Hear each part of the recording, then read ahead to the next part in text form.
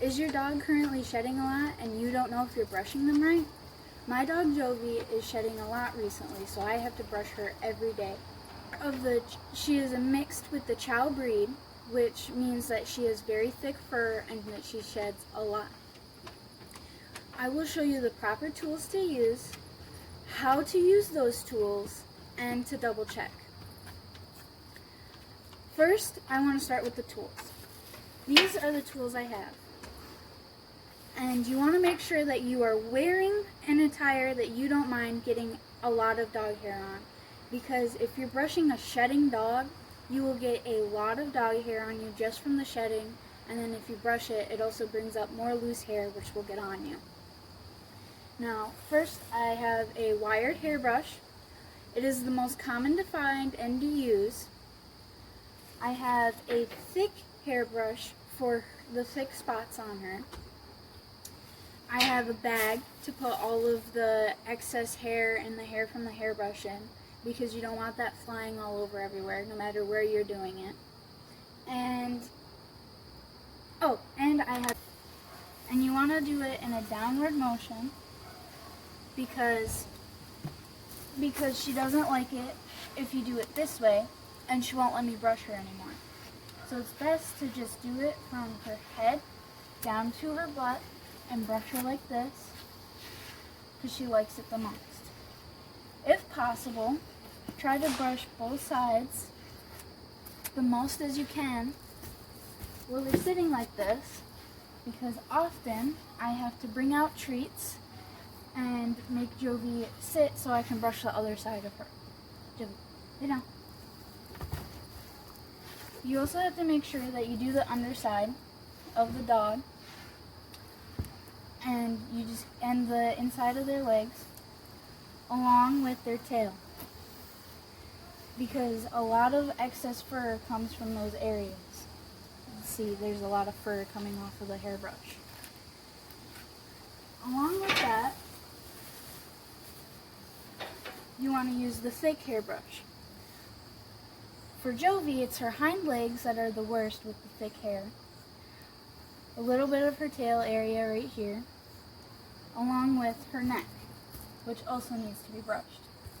But she likes being brushed so much that she will do this, where she curls her neck in, or she won't let me flip her over because she thinks that she's getting petted, so she really enjoys the brush and doesn't move.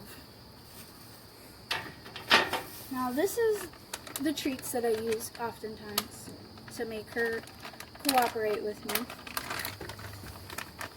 Jovi, sit. Come here. Jovi, come here. Sit. Good girl. There you go. Now I can brush the other side of her and her neck better. And if you're outside, you want to make sure you have all the tree branches and stuff off of your dog, or leaves. Good girl. Now for the final step, it's to double check. Jovi. It's to double check, because there will be a lot of loose fur.